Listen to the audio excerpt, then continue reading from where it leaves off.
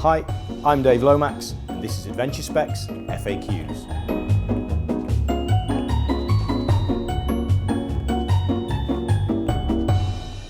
Why is it really important to make sure that you have exactly the right tyre to fit not only your motorcycle but the rims that you have on your motorcycle? Why does that matter so much?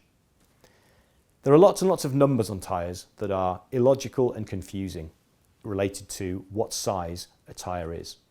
Most of us are familiar with the first number that we see on every tyre, which is a 130, a 140, a 150, and we understand that that is the millimetre width of the tyre.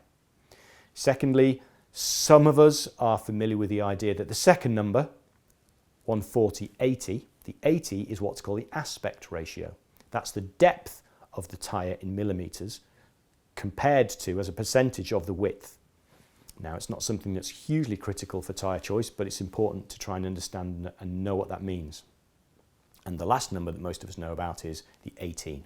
That means we have an 18-inch rim.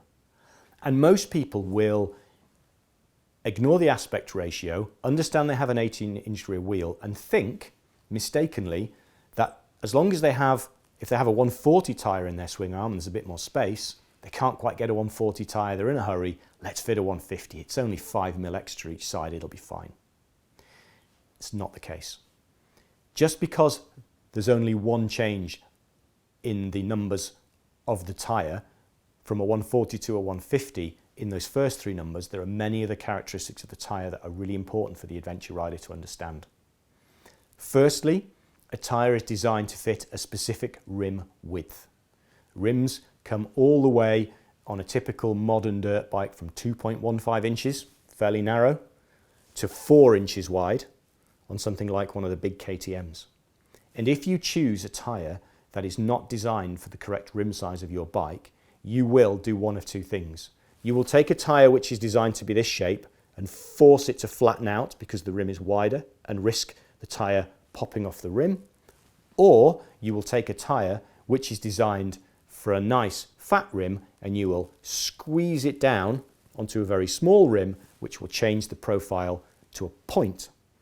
Either of those things are not good. They will affect the handling of the bike dramatically in terms of its ability to turn, brake and grip.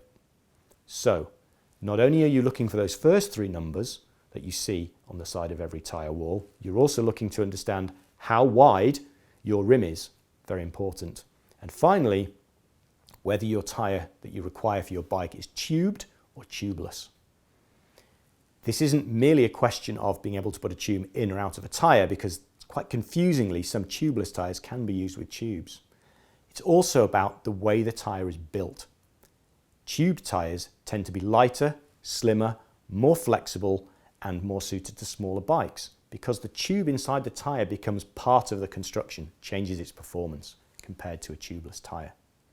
For an example of this, I'd like to present to you the Motos Tractionator RAL-Z tyres in a 140 configuration and a 150. The difference between these two tyres, as you can physically see, although they have the same name, is dramatic.